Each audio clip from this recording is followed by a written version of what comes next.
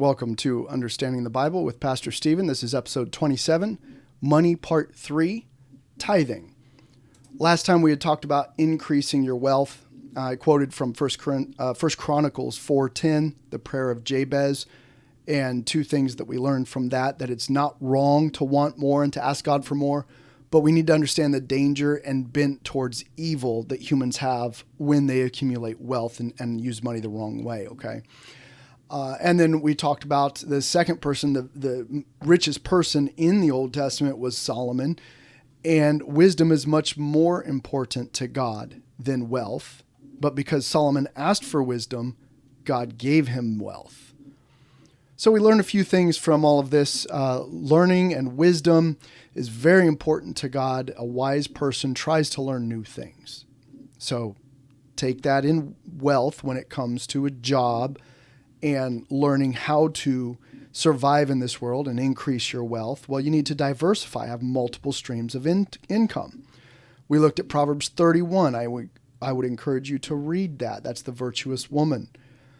Then we talked about growing your wealth honestly. Proverbs 22:16, don't oppress the poor. Colossians 3:23, do everything as unto God, not unto men. And then lastly, we looked at stewardship out of Matthew 25. And stewards take care of what their master has given them. Are we being good stewards of the time, talent, and treasure that God has given us? So today we're going to look at tithing. Now, the definition and the purpose of tithing is this. It comes from the first mention of tithing in the Old Testament, Genesis 14, verse 20. And the Hebrew word is ma'asra or ma'asar, which is literally 1/10 of something. So tithe is actually a mathematical thing. It's simply a word to designate 10% of a whole. Now, in my words, a tithe, based off of what we see here in Genesis 14, is that it is a worthy offering.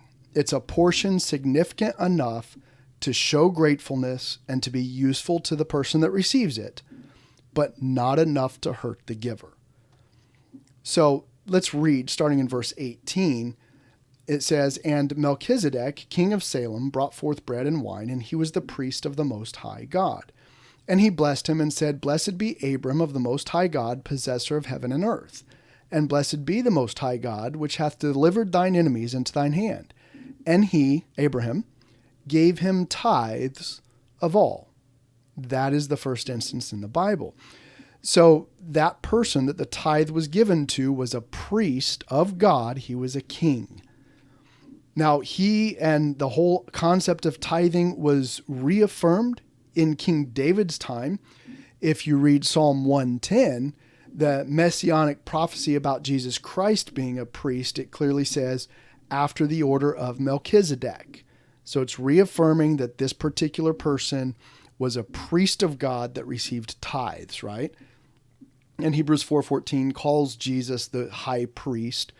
And you can read more on this in Hebrews 7 and the fact that all believers in Jesus Christ are now called priests because we have access to God through Jesus Christ. And that's in 1 Peter 2:5 and Revelation 1:6. But the tithing aspect of it was identified specifically to the nation of Israel.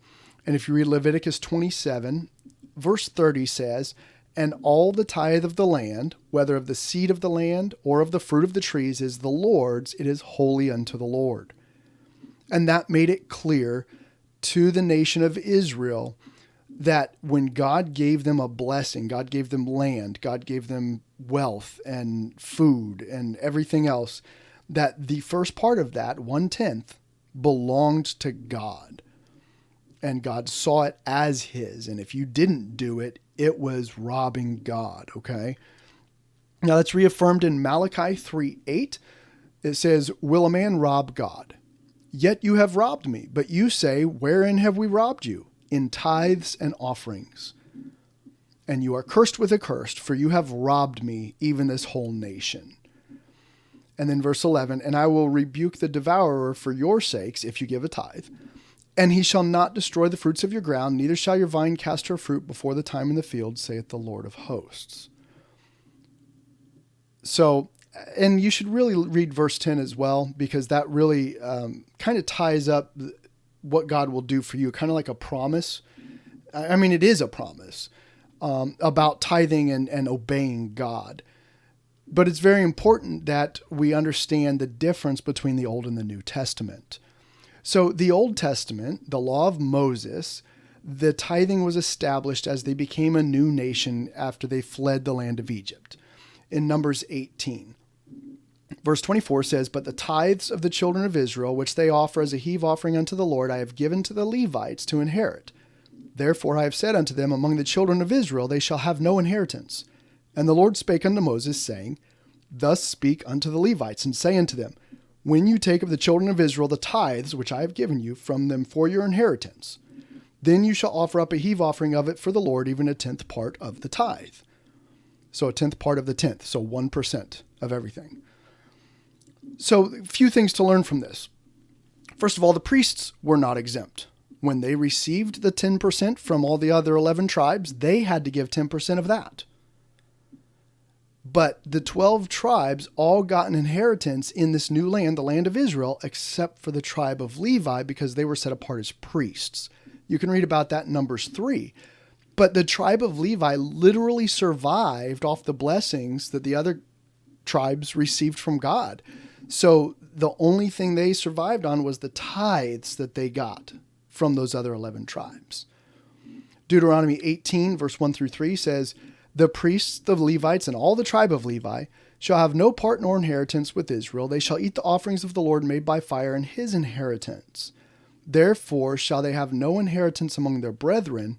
The Lord is their inheritance, as he has said unto them, and this shall be the priest's due from the people." Now in the New Testament, here's the difference. So the Old Testament, it's clearly to support the tribe of Levi because they were high priests and they were holy, set apart, totally different from the other 11 tribes, right?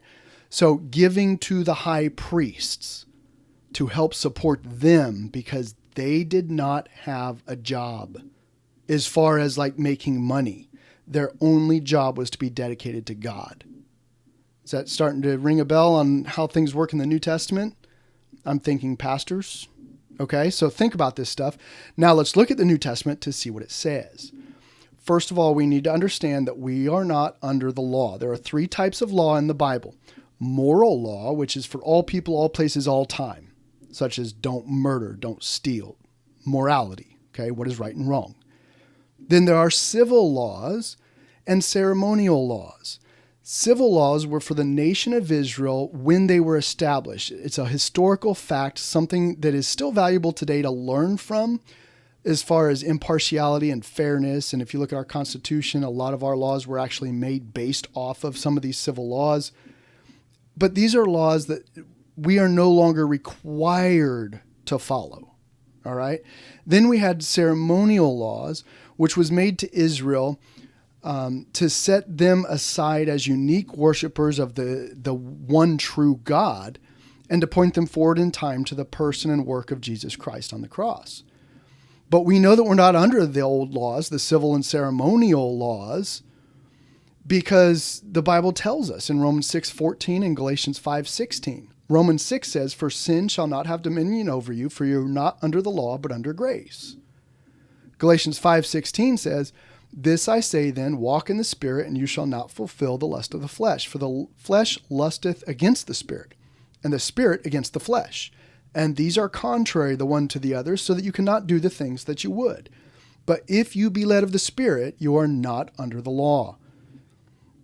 Now, I want to listen to a 1-minute clip from a preacher I just picked up online during my study here. I haven't listened to any other sermons he said, so I'm not advocating for him. I'm just saying what he says here is truth. And it's important because it applies to this tithing thing. You cannot pick and choose what you want to follow from the Bible. So listen to this very carefully. This is Vadi Balkum, picking and choosing from the Bible. Just a 1-minute clip here.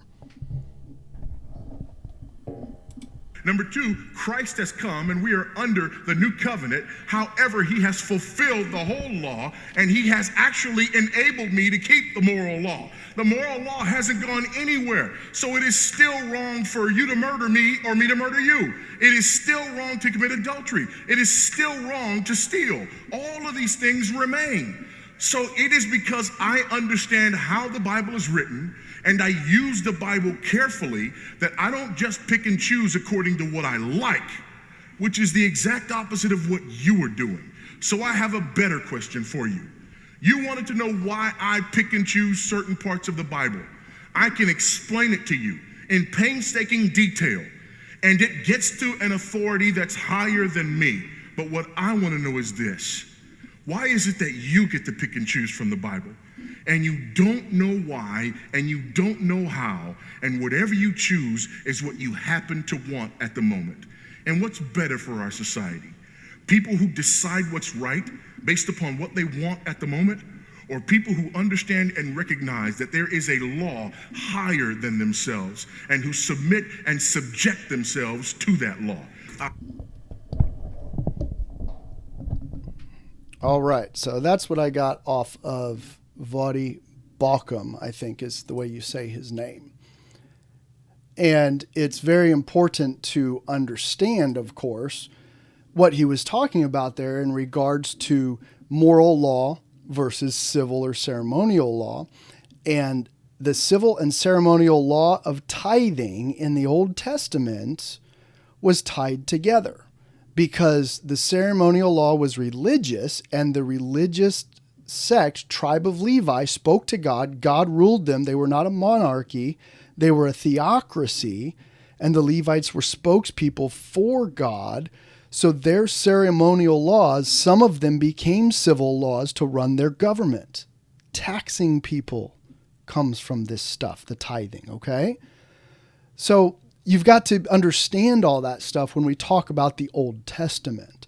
Now, in Jesus' day, tithing was still done by the Jews. Jesus, talking to the Jewish religious crowd in Matthew 23:23, he acknowledged that, for you pay tithes of mint and anise and cumin and have omitted the weightiest matters of the law, judgment, mercy, and faith.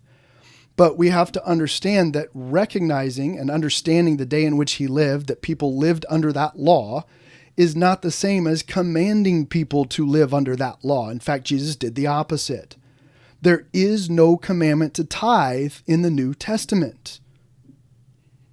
Remember, Jesus ultimately fulfilled the law, so the ceremonial law about religion and stuff was completely done away with, which, because the civil law was tied to it, some of the civil laws were done away with as well. So tithing is different than offerings. Don't forget that, okay? Tithing was a requirement by God, but offerings are whatever we freely choose to give. And we'll talk about that another time, but real briefly, if you need to get a little bit of understanding about offering, read Acts chapter 5, Ananias and Sapphira. They were killed because they gave an offering, not a tithe, not because it wasn't enough, but because they lied about it.